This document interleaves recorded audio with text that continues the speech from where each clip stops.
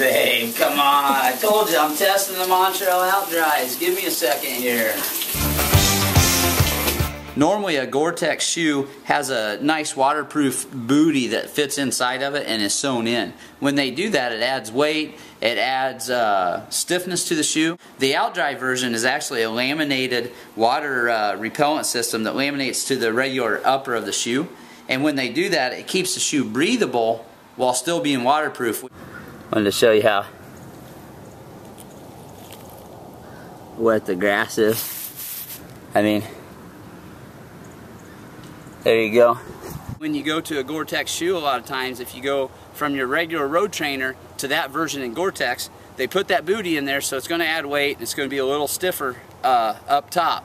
What they also do is usually put a more aggressive outsole on it, and that makes the outsole stiffer too, so you don't get as much flex. When you move into a shoe that you've already been in, from a trail shoe to that trail shoe in a Gore-Tex or a OutDry version, the shoe's basically going to be the same as what you've been in, except for the upper. When you move from that trail shoe to OutDry in the Montrail version of things, you're getting a shoe that's going to be flexible on top as well, so you really don't feel a change except your feet aren't getting wet.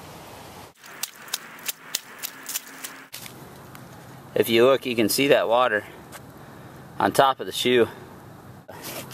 Wore gray socks. That way you could see, you could see on there if they were wet. They're totally dry. Interesting.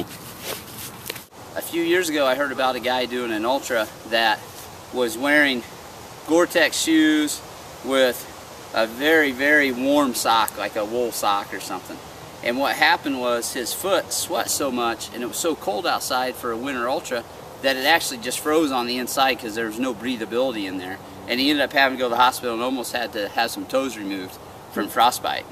Gore-Tex shoe, if you submerge it in water, obviously the water comes in and it stays in. You're not getting out of it because it's got that boot sewn in. So with these, it's not going to do that. With this, it's going to allow the water to come out.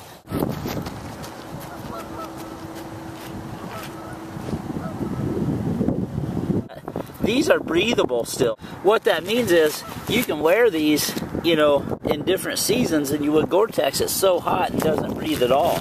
So it's still allowing you to get some ventilation in that shoe.